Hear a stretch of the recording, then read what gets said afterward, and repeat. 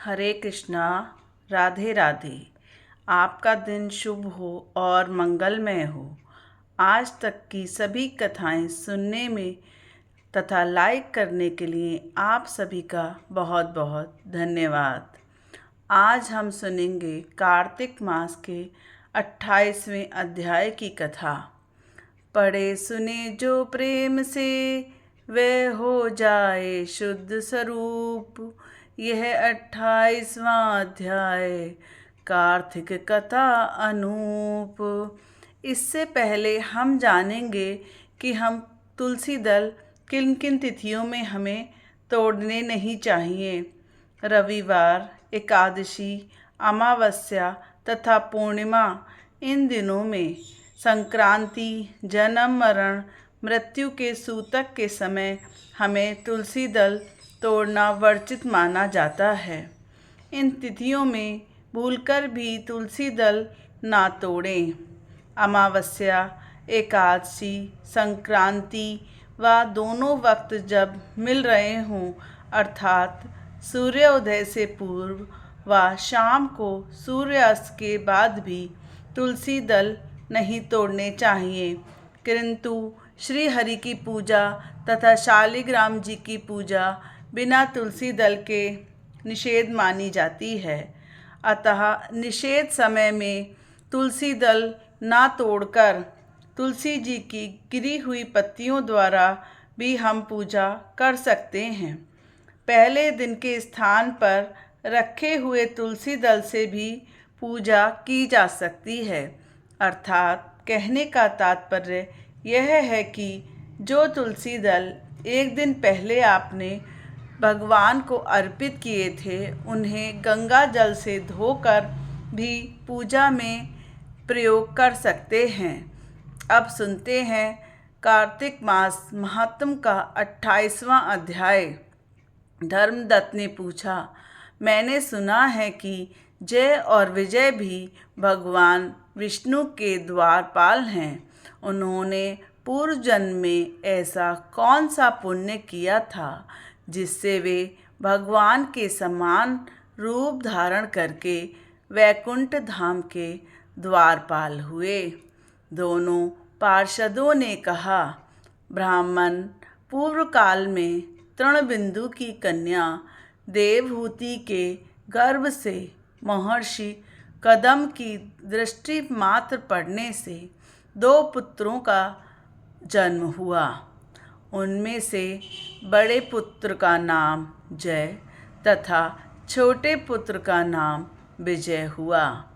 पीछे उसी देवहूति के गर्भ से योग धर्म के जानने वाले भगवान कपिल उत्पन्न हुए। जय और विजय सदा भगवान की भक्ति में तत्पर रहते थे। वह नित्य अष्टाक्षरी मंत्र का जाप और वैष्णव व्रतों का पालन किया करते थे। एक समय राजा मरुत ने उन दोनों को अपने यज्ञ में आमंत्रित किया। वहाँ जय ब्रह्मा बन गए और विजय आचार्य। उन्होंने यज्ञ की संपूर्ण विधि पूर्ण की। यज्ञ के अंत में स्थान के पश्चात राजा मरुत ने उन दोनों को बहुत धन दिया। धन लेकर दोनों भाई अपने आश्रम पर आ गए। वहाँ उस धन का विभाजन करते समय दोनों में परस्पर लांग डांट पैदा हो गई। जय ने कहा, इस धन को बराबर बराबर बांट लिया जाए। विजय का कहना था, नहीं, जिसको जो मिला है वह उसी के पास रहे।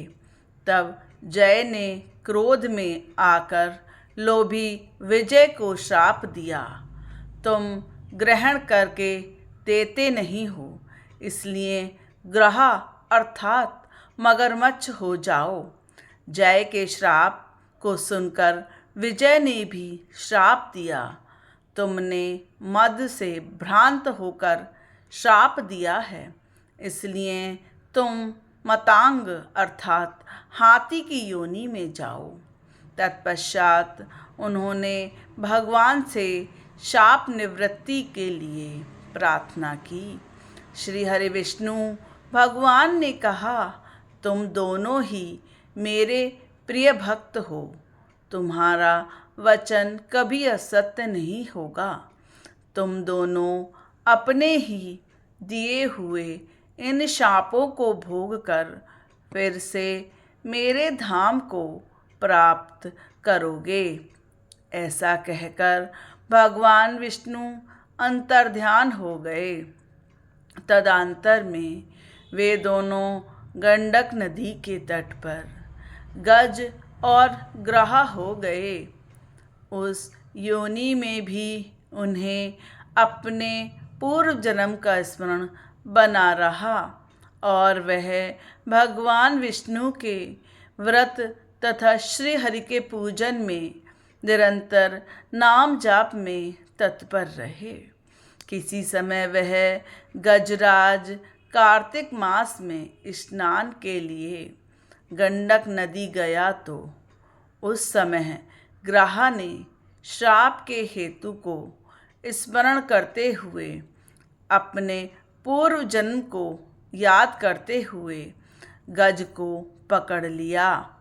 ग्रहा अर्थात मगरमच्छ के जल में होने पर उसकी शक्ति बहुत अधिक हो जाती है, अतः ग्रहा के पकड़े जाने पर गजराज ने भगवान राम नारायण का स्मरण किया।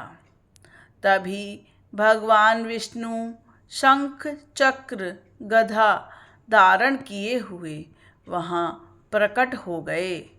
उन्होंने चक्र से ग्रह का उद्धार किया, तत्पश्चात गज का उद्धार किया।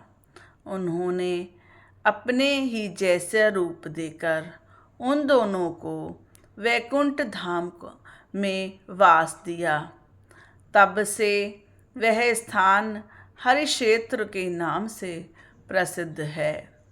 वे ही दोनों विश्वविख्यात जय और विजय भगवान श्री हरि विष्णु के द्वारपाल हुए। धर्मदत्त, तुम भी ईर्ष्या और द्वेष का त्याग करके सदैव भगवान विष्णु के व्रत में स्थिर रहो। समदर्शी बनो अर्थात सभी में अपने भगवान विष्णु को देखो। कार्तिक मास, माघ मास तथा वैशाख मास के महीनों में सदैव प्रातःकाल स्नान करो। एकादशी व्रत के पालन में स्थिर रहो। तुलसी के बगीचे की रक्षा करो। नए नए तुलसी पत्र तथा तुलसी वृक्ष, बिल्व वृक्ष, आंवला वृक्ष को रोपित करो, उन्हें सेवित करो। ऐसा करने से तुम अपनी रक्षा कर पाओगे। शरीर का अंत होने पर भगवान विष्णु की कृपा प्राप्त कर तुम्हें परम पद की प्राप्ति होगी। भगवान विष्णु को संतुष्ट करने वाले मासों का भक्ति तथा नियम पूर्वक पालन करने से, निरंतर नाम जाप करने से तुम्हारे व्रत से बढ़कर कोई यज्ञ तथा दान तीर्थ नहीं है। हे विप्रवर, तुम धन्य हो जिसके व्रत के आधे भाग का फल पाकर यह स्त्री हमारे द्वारा बैकुंठ धाम में ले जाई जा रही है। नारद जी बोले, हे राजन, धर्मदत्त को इस प्रकार उपदेश देकर वे दोनों विमानचारी पार्षद उस कलह के साथ वैकुंठ धाम को चले गए। धर्मदत्त जीवन भर भगवान के व्रत में स्थिर रहे और देहावसान के बाद उन्होंने अपनी दोनों स्त्रियों के साथ वैकुंठ धाम प्राप्त कर लिया। इस प्राचीन इतिहास को जो सुनता है और सुनाता है वह भगवान श्री हरि की कृपा से उनका सानिध्य प्राप्त करता है और उत्तम गति को पाता है। बोलिए श्री हरि विष्णु भगवान की जय, राधा रानी सरकार की जय। हरे कृष्णा कृष्ण कृष्ण हरे हरे, हरे राम राम राम हरे हरे।